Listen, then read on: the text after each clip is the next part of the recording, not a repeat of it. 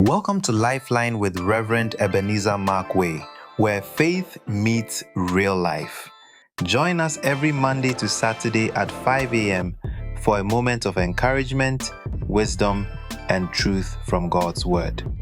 Whether you're at home, on your way to work, or starting your day in prayer, this is your Lifeline, connecting you to hope, faith, and purpose. This is Rev Ebenezer Markwei of Living Streams International. And this morning I'd like to capture my thoughts with the words, Oversight Restorations. Oversight Restorations. Genesis chapter 43, verse 12. When Jacob recognized that the money had been returned, the money that they were going to buy food in the first instance had been returned, you know what he said to them? He said, I want you to return it. I'm going to make sure that you return it, but I'm going to give double. You know what happens? You know, sometimes you need to speak into the lives of people and say, you know, this thing was done wrong, or something didn't add up. But let's show truth and let's show that, you know. I remember, many years ago, a cousin of mine was sent to town and then to go purchase something, to go buy something. And when he came back, my parents recognized that, he had not been shortchanged, but rather he had been overchanged. He was long changed. That means he had been given more than was required. He was given more than what he was expected to have back as change for the purchase. You know, and then my parents asked him, are you aware that you've been overpaid, or you've been the change that has been given to you is more than what was necessary? And then he said yes. I said, who served you? It just happened that it was a little boy who also served him. So that little boy got his maths all wrong. I'm sure not algebra, but he got it all wrong. And so, you know what my parents said to him? Return the money and ask for the person's mother, that kid's mother, and say, I think I was given too much. And my cousin was looking at them with perplexity, like, we've made a good windfall, we made some money. And then he said, no, and my parents insisted. And he had to go back and return the money. When he got there, the woman was beside herself. And she said, who are you? Where are you coming from? Who are your parents?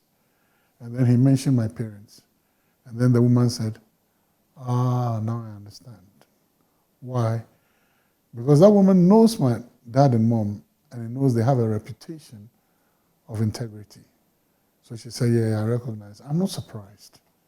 You're coming from a good home. And so that cousin returned the money, and to the joy of the mother. And I don't know what happened to the poor boy. He doesn't need to be blamed. He's a kid. But guess what? Sometimes those of us in the positions of authority, when something happens or somebody brings something, you need to find out, what is this? Return it. Many years or so, I remember a friend, we had played soccer, a friend had a ball and a football, and we are closed, and then he said, look, I don't want to take it home, so why don't you take it home and tomorrow bring it. He wasn't living too far away from us.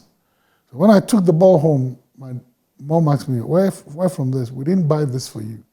I said, it belongs to a friend. And then my mom said, why isn't that friend keeping the ball? Why are you being asked to keep the ball?